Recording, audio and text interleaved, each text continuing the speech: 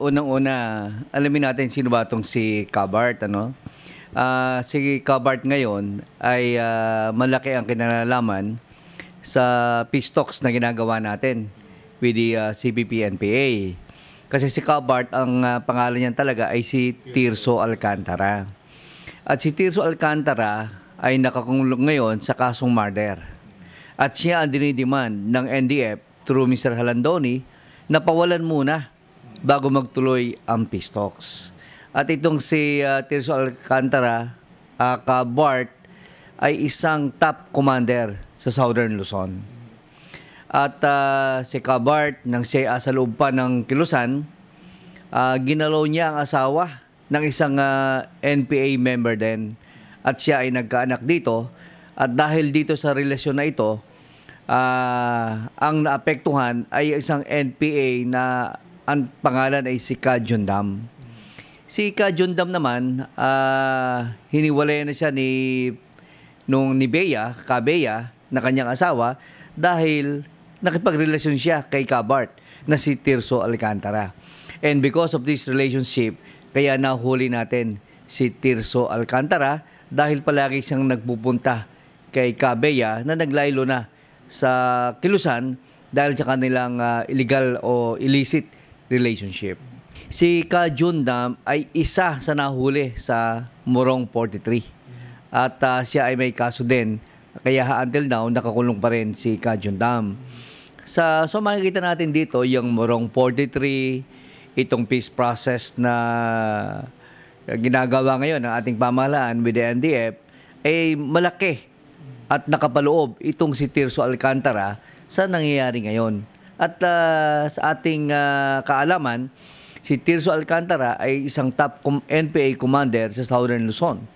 Si Jundam na kabilang sa Morong 43 ay nagsasalita na ngayon at sinasabi niya na si Tirso Alcantara mismo ang sumira sa kanyang buhay dahil ginalaw niya yung kanyang asawa.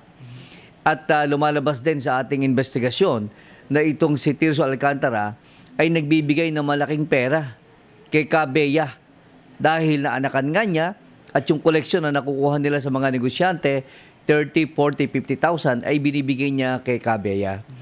So, makita natin dito na yung idealism na sinasabi ng CPP-NPA ay hindi totoo. At ang korupsyon ay talamak sa CPP-NPA. Yung mga commanders na kumukuha ng pera, ginagamit nila ito para sa kanilang pangsariling kapakanan. So, ito ay lumalabas na ngayon at lumalantad na dahil sa mga bulok na sistema na nakapaloob sa New People's Army. So anong maging epekto nitong nasabing pagkakadakip nga kay Cabart at hinihiling naman ng NDF na palayain siya at kabilang sa Jasig, pero hindi naman pinayagan ng ating Chief Negotiator Alex Padilla, at sinisisi pa nga ang AAP na siyang sumusulsul dito sa panel natin? Ang DOJ nagbigay na ng stand na yung mga NPA commanders na mayroon ng warrant of arrest for criminal acts committed ay hindi pwedeng pawalan ng gobyerno dahil ito ay kasalanan sa batas. Since mayroon ng warrant of arrest, mayroon ng kaso against Tirso Alcantara, whether kasama siya sa Jasig agreement or not, hindi siya pwedeng pawalan. That is one point. Ang pangalawang punto na we would like to elaborate is that Tirso Alcantara may or may not be included in that list na kasama nga siya as negotiators. Dahil yung disket na nakatago sa isang secret vault sa Netherlands, nang ito ay buksan, corrupted na yung disket. At sa aking kaalaman, out of 97 or 98 na listahan na kasama as consultants, about 27 lang yung talagang mayroong complete name and pictures. All others are aliases. So, pwedeng sabihin ng NDF na itong si Tirso Alcantara, isa doon sa mga aliases. Eh, mukhang unfair naman yon.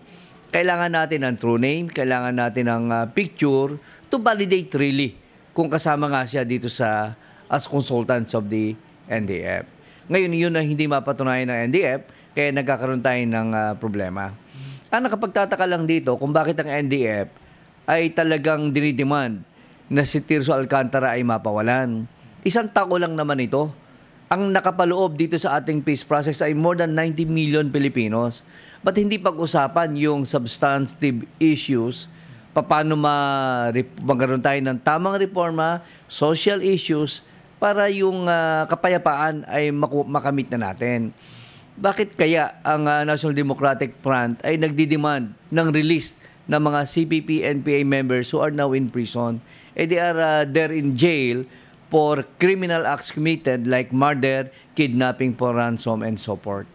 So sana magkaroon ng sincere at tamang commitment ang NDF negotiator, at kung talagang gusto nila kapayapaan, tigilan nila yung mga ridiculous demands na hindi naman makakatulong sa ating peace process.